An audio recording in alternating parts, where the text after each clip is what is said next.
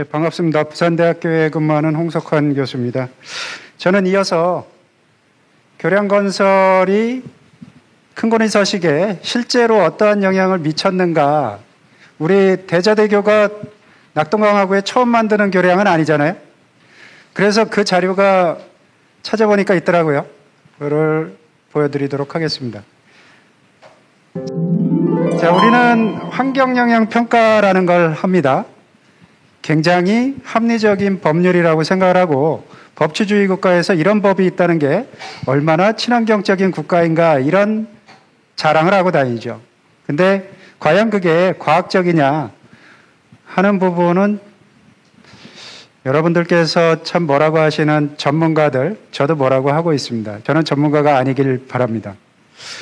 환경영향의 과학적 예측을 통해서 그 영향을, 부정적인 영향을 저감하기 위한 대책을 세우는 것이 환경영향조사와 평가입니다. 그것은 우리가 다 알고 있고, 대저대교가 문제가 되는 것은 그 영향조사와 평가를 거짓으로 했다는 데에 대해서 문제가 심각하게 있는 것이죠. 조금 더 살펴보겠습니다. 이게 앞서 명지대교 굉장히 울분을 터뜨렸던 그 환경영향평가서에서 제가 발췌를 한 것입니다.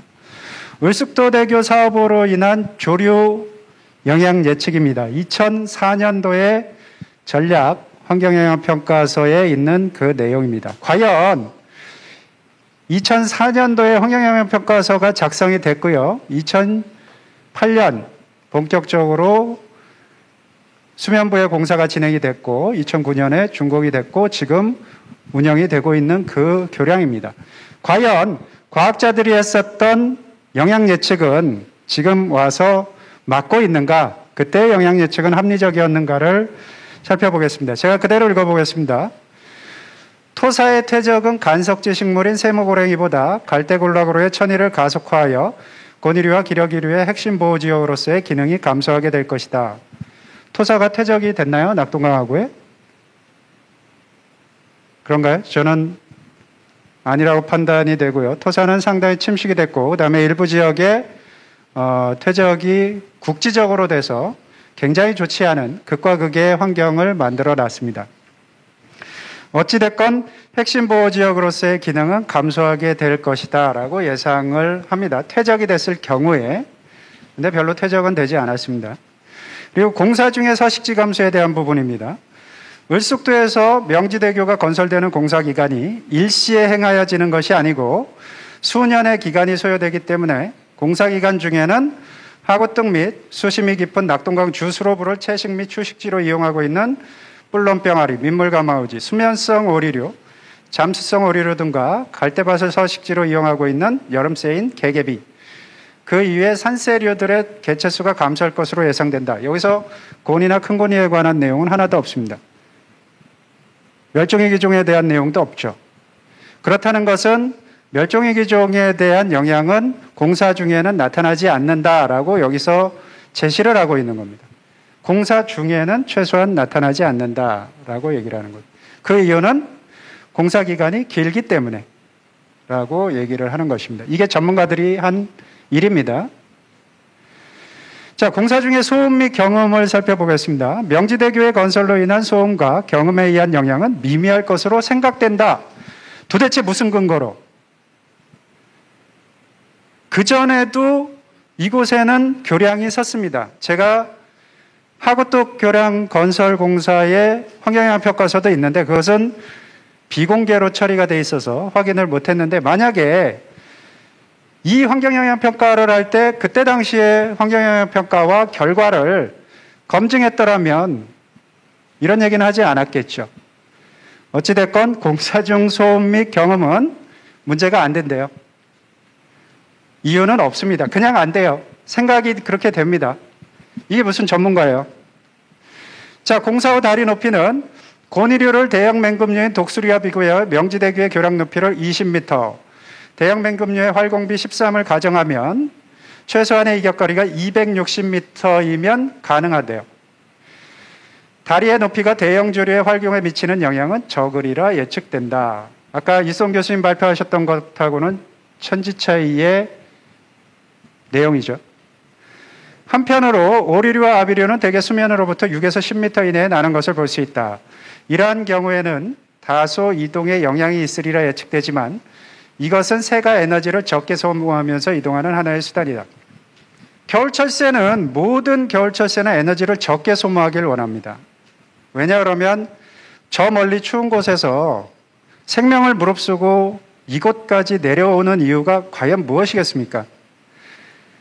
저 위에 있으면 겨울 추위에 에너지를 너무 많이 쓰기 때문에 에너지를 적게 쓰기 위해서 이 아래로 내려오는 것이죠. 생명을 무릅쓰고 내려옵니다. 근데 여기서 에너지를 더 많이 쓰게 되면 어떻게 되느냐? 죽죠. 그래서 결국에는 이 자리를 피하게 되는 겁니다. 에너지를 많이 쓰면 피할 수밖에 없는 거예요. 공사 후에 차량이 움직여서 불빛은 어떠한 영향을 미치는가를 살펴봤습니다. 철새들이 이동을 할 때는 가능한 자신의 에너지 소모가 적은 방법으로 이동을 하는데 당연하잖아요. 적은 방법으로 이동을 하죠. 가능한 적은 방법으로 이동하는 것보다는 이동을 안 하는 것이 낫습니다. 최대한 이동을 안 하려고 하는 게 월동 야생조류의 특징입니다. 근데 이동을 하게 되면 최소한 에너지 소모가 가장 적은 방법으로 이동을 하는 것. 이것은 맞겠죠. 합리적입니다. 낙동강하구에서 월동을 하고 있는 오리기러기류는 대부분 야행성으로 장거리 이동이 하는 짧은 거리에 먹이를 찾아 움직인다. 채식지와 휴식지로 움직이지 않고 하구에서 채식과 휴식을 동시에 하고 있는 개체들의 경우에는 곤이류죠. 특별한 경우를 제외하고는 야간에는 가능한 이동을 하지 않는 것으로 생각한다. 이게 차량 불빛에 대한 내용인데 이 결론은 제가 작성을 한 건데 결국에는 해당 내용들을 다 요약하면 거의 영향을 미치지 않는다라는 얘기예요. 차량 불빛에 의해서.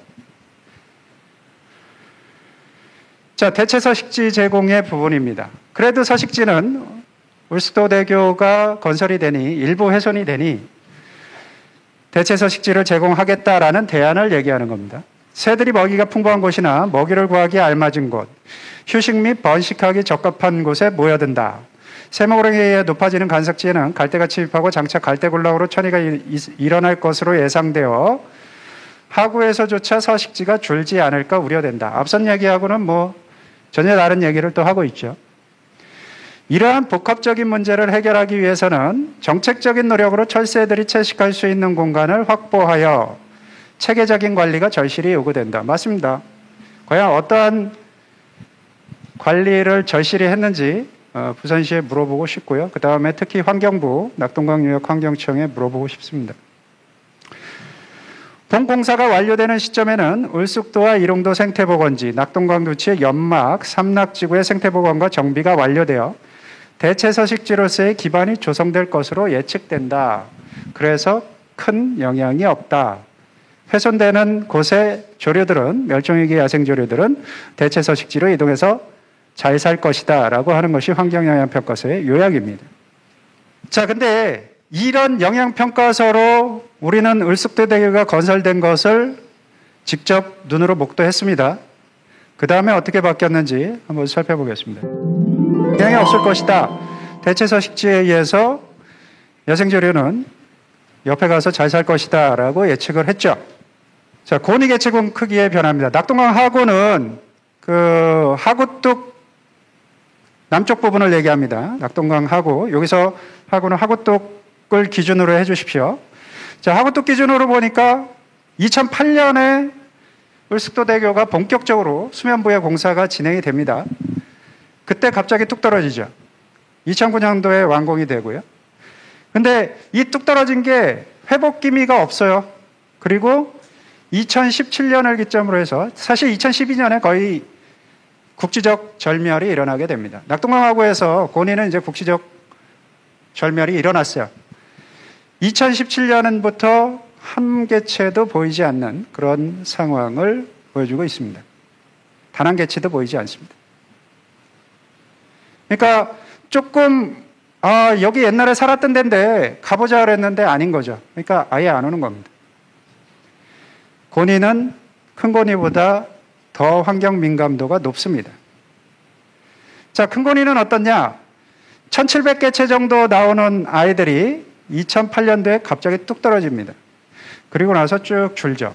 약 50% 가까이가 줄입니다. 2019년까지의 데이터로. 50%. 그래도 고니보다는 낫죠. 네. 그 다음에 낙동강 하류는 하구뚝 이북 지역의 낙동강 하류부입니다. 강가. 그 부분에 있는 개체들은 자, 2008년도에 공사가 진행되기 시작하면서부터 쭉 개체 수가 증가하게 돼요. 급속도로 증가를 하죠. 그러니까 낙동강 하구에 있는 큰 고니들이 낙동강 하류부로, 그러니까 상부로 이동을 해서 살고 있다. 이렇게 데이터는 얘기를 해주고 있습니다. 근데 아쉽지만 이 상류부로 이동한 개체는 300개체 정도밖에 안 돼요. 앞서 없어진 개체보다 형편없이 적은 양이 이 서식지를 이동한 거죠. 나머지는 어떻게 됐을까요? 전체적으로 사라진 거죠. 그래서 낙동강 하류와 하구 전체를 살펴봤을 때 개체수 감소는 굉장히 크게 일어납니다. 약 30% 이상의 개체수 감소가 일어나게 됩니다. 큰 고니는 이렇게 교량 하나, 을숙도대교 하나의 건설로 인해서 이렇게 많이 줄어들게 됩니다. 자, 그리고 전체 야생조류, 민감하지 않은 전체 토탈 야생조류도 역시 엄청나게 줄어들게 됩니다. 이 전체 야생조류 개체수도 30% 가까이 줄어들게 됩니다. 교량 하나 건설로 이 상황이 벌어진 거예요. 근데 하류는 하구에서 반대로 넘어와야죠. 을숙도대교가 건설이 됐으니까 하구에서 넘어와서 개체수가 급격히 증가를 해야 환경영향평가서에서 얘기한 게 맞는 거죠. 여기가 훼손이 되지만 저쪽에 대체 서식지도 만들어주고 그랬으니까 저쪽으로 넘어가서 잘 살 것이다 라고 얘기하는 것이 맞는데 2009년도 준공이 될 때쯤에 대체 서식지가 안정화될 것이다 라고 얘기했는데 그 후에 10년이 지나도 개체수는 거의 동일합니다. 하류부의 개체수가 증가를 해야 되는데 전혀 증가하지 않는 거죠. 그렇다 그러면 하구에서 줄어든 개체는 어디로 갔냐 이거죠. 낙동강에서는 사라진 거예요. 그러니까 대체 서식지가 제 역할을 하지 못한다라고 하는 것을 명확하게 데이터로 보내주죠. 이거는 하류하고 전체를 묶어놓은 데이터입니다. 역시 교량 건설 이후에 이 을숙도대교 건설 이후에 전체적으로 굉장히 많이 줄어들게 됩니다. 우리가 환경을 계속적으로 보호하고 열심히 체계적으로 관리했다고 하는데 왜 줄어들까? 대안이 아니라는 거죠. 그래서 이 을숙도대교 건설의 전후를 비교했을 때 교량 건설에 대한 합리적인 해석을 그냥 이거는 전문가도 아니고 그냥 일반인들이 데이터만 보고 해석을 하는 거예요. 합리적인 해석을 한번 해보겠습니다. 환경 민감종인 멸종위기종 고니를 대상으로 합니다. 서식처의 일부분이 파편화됩니다. 극히 작은 부분이에요. 낙동강 하구에서 을숙도대교가 차지하는 부분은 명지대교가 그 교량 구간 사이에서 차지하는 비중에 정말로 한 10분의 1도 안 되는 그런 소규모의 면적 훼손입니다.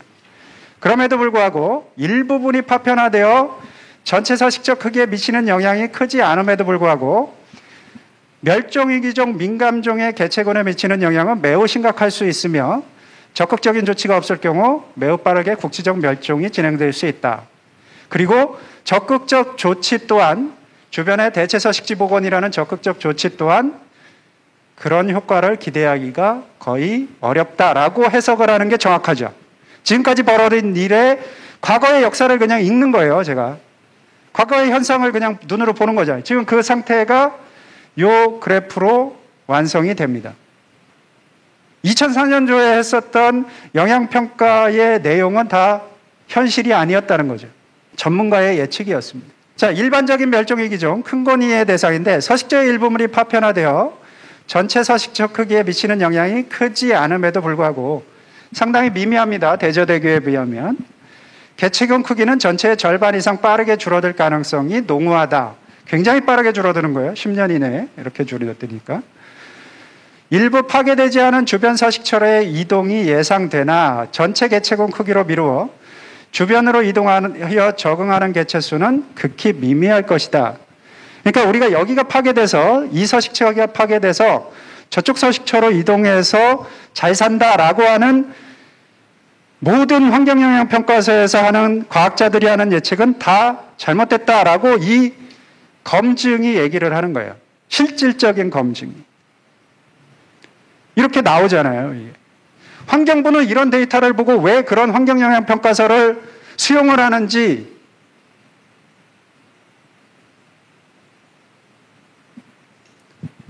그 다음에 일반종엔 영향이 없느냐. 이들은 환경민감종도 아니에요. 일반종은 영향이 없느냐. 똑같습니다. 서식처의 일부분이 파편화되어 전체 서식처 크기에 미치는 영향이 크지는 않으나 전반적인 종수 및 개체수 감소는 막을 수가 없다라는 거죠. 일부분의 파괴도 종수 및 개체수 감소를 막을 수가 없는 게 현실이라는 거죠. 그러니까 그것을 그냥 인정해야 되는 거예요. 환경영향평가는. 각 개체군이 서식 영역을 확보하고 있어서 이미 충분히 많은 개체들이 서식 영역을 확보하고 있어요. 그렇기 때문에 거기에서 끼어서 살 수 있는 환경이 안 되는 거죠. 그래서 이 개체군들이 이미 자기의 털을 잡고 있기 때문에 훼손된 지역의 개체군이 훼손되지 않은 지역으로 이동하여 적응하는 것은 현실적으로 어렵다라는 것이 이 데이터에서 보여주죠. 전체 개체수는 서서히 감소하며 감소는 오랜 시간에 걸쳐서 일어날 것이다 라고 추정을 하는 것이, 추정이 아니죠. 그냥 데이터를 읽은 거예요, 제가. 그러면 2004년도에 환경영향평가서는 과학적인 합리적인 영향 예측을 했으면 이렇게 쓰여져야 됐겠죠. 앞서 3개 제가 보여드린 거죠. 그렇게 쓰여졌네? 아무런 영향이 없다라고 쓰여졌죠. 자, 2008년도에 을숙도대교가 지금 교량이 건설되는 모습입니다. 본격적으로 수면에 공사가 진행이 돼요. 근데 여기서 보시면은 다음 사진 보여드리겠습니다. 을숙도대교가 이 낙동강하고 전체에서 차지하는 비중은 그렇게 크지 않아요. 이 아랫부분이 다 고스란히 원형 그대로 남아있잖아요. 그럼에도 불구하고 멸종위기종, 그 다음에 특히 환경민감종에는 엄청나게 큰 부정적 영향을 미쳤다는 거죠. 이 근거, 역사적인 근거, 현실적인, 그것도 다른 지역이 아니에요. 낙동강 하구에서 그냥 보여주는 정확한 데이터를 우리는 보고 있는 거죠. 이 사실을 외면할 수가 없는 거예요. 대저대교 대안노선은 어떻게 해석해야 되느냐? 한번 살펴보겠습니다. 미송 교수님 많이 말씀하셨는데 짧게만 보여드리겠습니다. 2015년에 대저대교도 역시 똑같은 환경영향평가를 하게 됩니다. 2019년 또 나오는데 환경영향평가, 전략환경영향평가 내용으로 살펴보겠습니다. 조류, 이동성이 큰 조류는 사업노선의 지형 변동에 따른 즉각적인 회피, 이주를 통해서 종 개체수의 소실이 없을 것으로 예상된다. 그랬나요? 을숙도대교의 전철을 봤잖아요. 그럼 이렇게 쓰면 안 되죠.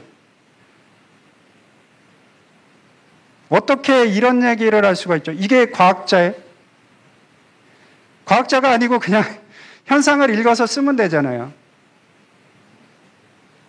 자, 그 다음에 공사에 따라 발생하는 비점오염원, 소음, 진동, 빛 등과 같은 인위적인 영향원은 겨울철 도래하여 월동하는 겨울철새에 영향을 미칠 수 있으므로 철새의 생활사를 고려한 공사 시기의 선정과 공사 시기 같은 저감 대책이 요구된다.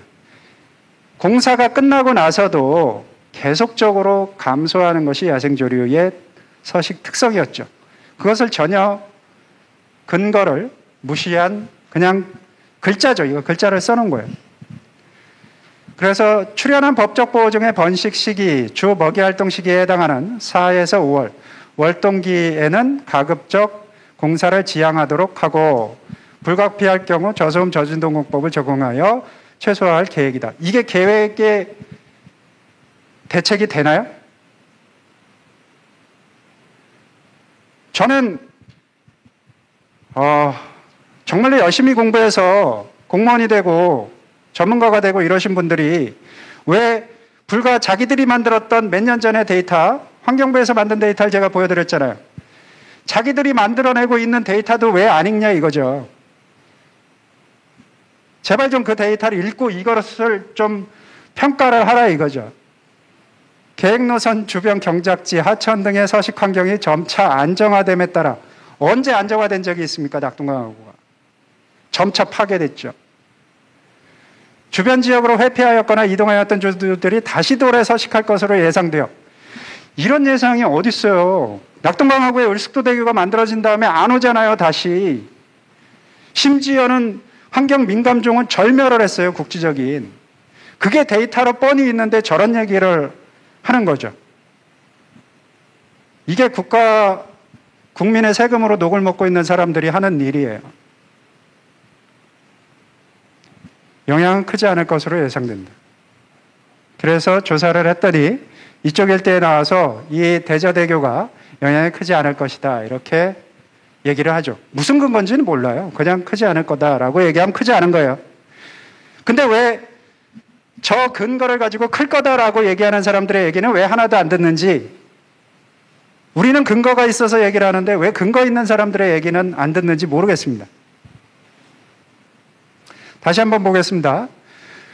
낙동강 하류의 연도별 큰고니 개체군 크기 변화, 낙동강 하구에서 쫓겨난 아이들이, 극히 일부 아이들이 낙동강 하류로 이동을 했어요. 300여 개체들이 이동을 해서 낙동강 하류로 자리를 잡았어요. 힘들지만 어쩔 수 없잖아요. 저쪽이 안 좋아졌으니까 여기라도 와서 살자. 근데 여기라도 와서 살자 힘든데, 그것도 어디냐? 국지적으로 극히 일부 구간에만 자리를 잡습니다. 공동조사에서는 92에서 94% 정도가 이 낙동강 하구뚝에서 낙동대교 요 B 구간, 그 다음에 경전철에서 강서 낙동강대교 D 구간에 92%에서 94%가 있었죠. 자, 이것은 2018년 12월부터 2019년 2월까지 총 6회 조사를 통해서 나온 결과인데요. 거리는 조금 달라요. 이것은 수면의 중심부를 기점으로 해서 중앙을 쭉 연결해서 좀 휜 거리라고 생각하시면 됩니다. 그래서 B 구간이 가장 길어서 5.2km고요. D 구간은 약 4.1km가 됩니다. 구간 길이는 조금 긴데 이건 수면 길이로 따졌다라고 생각하시면 이 숫자는 조금 차이가 있다고 생각하시면 됩니다.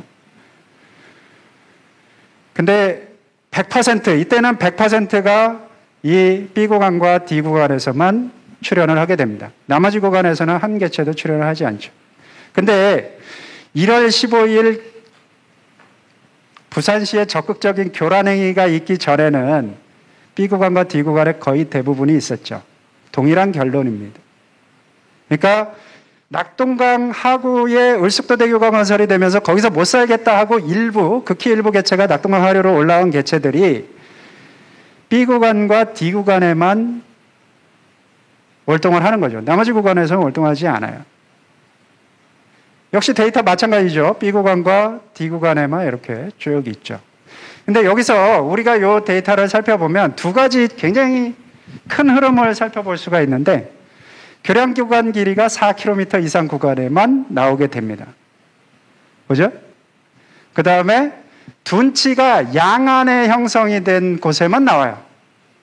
한쪽이 수면이 이 굉장히 중요한 어떤 방어 공간으로서 영향을 줄 것이다라고 생각하는 그런 게 있는데, 안타깝게도 둔치가 양안에 있는 경우에만 집중적으로 분포를 합니다. 이 대저대교 구간도 이 북쪽에 둔치가 양안으로 있는 곳에만 집중적으로 분포를 하는 것을 우리가 확인할 수 있습니다. 그래서 두 가지가 큰고니 월동지에서 핵심적인 역할을 합니다. 교량 구간 길이가 4km, 그 다음에 둔치 형성 여부는 양안에 둔치가 형성된 구간에만 나오게 됩니다.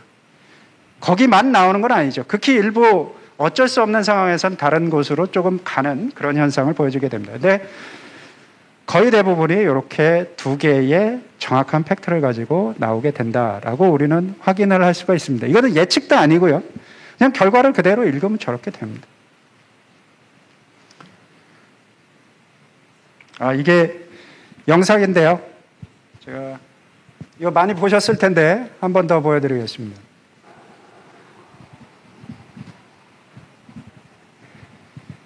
이게 1월 15일 날 지방정부의 배가 고니를 쫓아내는 그런 상황이 됩니다. 이게 D 구간, 대저대교 구간입니다. 왜 대저대교 구간을 쫓았을까요? 자, 근데 이 영상이 보여주는 건 굉장히 중요한데, 아까 이송 교수님 발표하실 때 교량으로부터 1km, 최소 1km를 떨어져서 곤이류가 월동을 한다 그랬죠. 왜 1km를 떨어지느냐? 나한테 위협을 주는 어떤 개체가 가까이 왔을 때는 이미 늦어요. 그죠? 그러니까 그 개체를 감시할 수 있는 거리가 1km 이상이 돼야 된다는 거죠. 그 다음에 내가 안정적으로 20m 이상을 날아갈 수 있는 거리가 2km 이상이 돼야 된다는 거예요. 그 다음에 얘들을 감시하고 나서 바로 도망가는 게 아니잖아요. 얘가 나한테 올까 말까 이거를 판단하는 거죠. 그렇기 때문에 좀 더 거리를 둬야 된다는 거죠. 얘들이. 그렇게 해서 이동을 합니다. 근데 고니가 먹이를 먹을 때는 어떠죠? 고니가 먹이를 먹을 때는 감시가 안 돼요. 자기가 먹이를 먹는 시간 동안 전혀 감시가 안 된다는 거죠. 그러면 자기를 공격할 수 있는 아이들이 올 때 자기가 먹이를 먹는 시간 동안은 못 오게끔 하는 거리를 벌려줘야 돼요. 그게 최소 거리 1km가 넘는다는 얘기죠. 그래서 2km가 돼도 안정적으로 살 것이다. 심지어는 2006년 환경영향평가서에서 200 몇십 미터요. 그렇게 되면 안정적으로 다 날아갈 것이다 하는 것은 사람이 1m, 2m의 독방에서도 잘 살 수 있다라고 얘기하는 것과 똑같습니다. 살 수는 있죠. 1m, 2m 독방에서 우리 살 수는 있습니다. 사람이라면. 근데 그건 사는 게 아니죠. 그러니까 선택을 안 하는 거예요. 당연한 겁니다. 선택을 안 한다는 거죠. 동물도 마찬가지예요. 안전하지 않으니까 선택을 하지 않을 뿐입니다. 그래서 식만사상간 대저대교 도로 건설의 합리적인 예측, 우린 이미 과거의 경험을 봤잖아요. 을숙도대교라는 그것을 봤기 때문에 현재까지 확인된 큰고니 월동 특성을 살펴봤을 때 큰고니 월동지 기능 측면에서 교량의 건설은 매우 심각한 부정적 영향을 하는 것으로 이미 검증이 되었습니다. 보여드렸잖아요. 그러니까 이 똑같은 낙동강 하구에서 벌어진 이 현상을 그대로 가져와야 되는 게 당연한 거죠.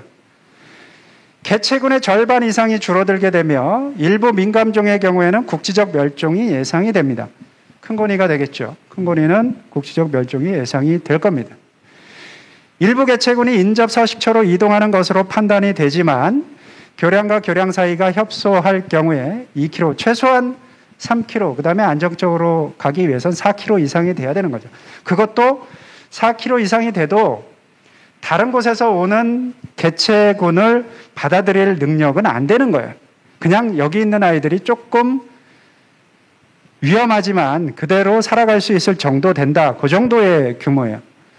그리고 협소할 경우에는 큰고니 묘계활동 특성상 월동지로서의 역할은 기대하기 어렵다라고 예측하는 것이 가장 정확하겠죠.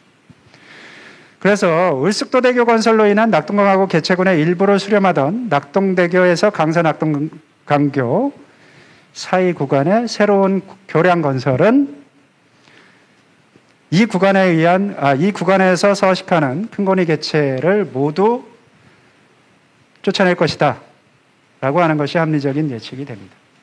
근데 대저대교만 있는 것이 아니죠. 안타깝지만 낙동강 하류에 있는 하류의 고니 서식처는 모두가 사라지게 된다라고 지금 예측하는 게 합리적이죠. 그럼 대저대교 건설 이후에 큰고니는 어떻게 될 것인가? 제가 다 말씀을 드렸지만 계획 노선은 1.8km와 2.3km로 나눠지게 됩니다. 4.1km가. 그러니까 분절된 두 개의 구간은 모두가 큰고니 서식처로서 가능성은 전혀 없다라고 해석하는 게 맞고요. A안, 가장 긴 거리로 치면 0.5, 3.6으로 나뉘는데 실제는 이게 휘었기 때문에 아주 급격하게 휘죠. 1.3, 2.8 정도가 되게 됩니다. 여기도 가능성이 전혀 없고, 그 다음에 여기서 중요한 것, A안이 왜 안 되느냐, 굉장히 중요한 것, 제가 아까 말씀드렸듯이 길이뿐만 아니라 양안 둔치가 중요하다고 그랬잖아요. 양안 둔치의 한가운데를 지나가 버려요. 여기가 둔치를 전체를 다 완전히 무너뜨리죠. 그러니까 더 이상 이 구간에서는 큰고니가 월동을 할 수가 없다라고 A안은 얘기를 하죠. B안도 마찬가지 동일한 문제에서 2.3, 1.8로 나뉘게 됩니다. B안도 가능성이 없다. B안이 차라리 뭐 극소수 개체가 여기에 있을 가능성은 A안보다는 높지만 둘 다 50보 100보다 이렇게 생각하시면 됩니다. 그다음에 C대안 2.6, 1.5 역시 최소 거리 3km를 확보하지 못하죠. D안이 그나마 0.1, 4.0으로 나뉘게 됩니다. D안이. 이거를 함에도 불구하고 상당히 많은 개체가 위협을 받아서 이쪽 일대는 큰 고니가 상당히 개체 수가 줄어들 것이다 라고 예측하는 것이 맞겠죠. 그러니까 A, B, C안의 경우에는 최소한의 이격거리도 확보하지 못했기 때문에 거의 국지적 절멸을 우리가 예상을 해야 되는 거고요. D안은 그래도 개체 수는 줄겠지만 이 구간에서 큰 고니는 그래도 조금은 살 수 있겠다라고 판단을 하는 것이 합리적인 예측이라고 볼 수가 있겠습니다. 근데 얘들이 일로 가겠느냐? 못 가요. 아까 말씀드렸듯이 여기서 한 100개체가 줄어들면 여기로 가는 것은 10개체 정도밖에는 되지 않을 거라는 생각이 듭니다. 그러면 낙동강하구가 무너지면 가장 가까운 주남저수지로 갈 것인가 라고 하는 데이터예요. 개체 수는 생각하지 마세요. 이 패턴만 보시면 됩니다. 2008년도에 제가 그 큰 일이 있었죠. 을숙도대교 본격적인 공사가 있었는데 낙동강 하구의 개체 수는 2008년에 이렇게 급격히 떨어집니다. 2009년에 완전히 떨어지는데 그러면 낙동강 하구에서 살지 못하니까 주남저수지나 인근으로 갈 것이다 라고 예측을 하겠죠. 딴 데 가서 잘 산다 그랬으니까. 근데 주남저수지도 못 가요. 거의 10% 정도밖에는 주남저수지로 이동했죠. 그러니까 10%가 낙동강 하류로 갔고 나머지 10%가 주남저수지로 갔어요. 80%는 우리나라로 오지 않는 거겠죠. 그럼 딴 데 가서 잘 살 거다? 딴 데 어딜 가요? 중국 가요? 뭐 일본 가요? 이렇게 하다 보면 결국에는 토탈 개체수, 그러니까 안정적으로 지구상에서 서식할 수 있는 고니나 큰 고니 개체수는 급격히 줄어든다라고 하는 것이 단순히 교량 하나 건설로 인한 결과라는 거죠. 이 단순한 교량 하나 건설. 그들이 얘기하는 그냥 선 하나 긋는 것인데 그게 이런 멸종위기종에 심각한 영향을 미쳤다. 그리고 이 과거의 역사적인 사실에 근거하면 대저대교가 A, B, C안으로 건설될 경우에는 똑같이 그렇게 될 것이다. D안도 역시 마찬가지로 개체수를 줄이기는 마찬가지지만 그래도 차악이다 이렇게 보시면 될 것 같습니다. 이게 데이터들의 기본적인 해석들이에요. 이것은 뭐 낙동강하구를 잘하는 전문가고 새를 잘하는 전문가고 큰 고니의 어떤 패턴, 생활 패턴을 정말로 완벽하게 아는 전문가가 아니라 그냥 10년 동안 데이터를 쭉 보면 누구나 초등학생들 읽을 수 있는 그런 데이터입니다. 그거를 안 읽는 게 저는 상당히 화가 나는 게 그게 세금으로 자기들이 살고 있는 부산시와 낙동강유역 환경청이라는 거죠. 이러한 토론회 같은 경우가 뭐 유튜브나 이런 걸로 생방송이 되고 그 다음에 계속 녹화돼서 남아있고 기록들이 남아있는 게 굉장히 중요하거든요. 그리고 저희가 박주문 선생님 고생하셔가지고 환경영향평가가 법적으로 거짓이라는 것까지 다 밝혀진 상태인데도 언론이라든가 정치권이라든가 이 행정가들이 계속 쉬쉬하는 거죠. 그냥 뭉개는 거죠. 여기에서 우리가 할 수 있는 것들이 정말로 여기 계신 분들이 하나하나 일당백 역할을 해주셔야 되는 거 아닌가. 저는 그런 생각이 좀 들어요. 거짓까지, 법적으로 거짓 부실까지 다 밝혀내고 그걸 매일 밤새 가면서 박주문 선생님 문제를 하나하나 체크하면서 뭐가 거짓이다 이렇게 해서 계속적으로 그 근거가 나왔음에도 불구하고 다 침묵하는 거죠.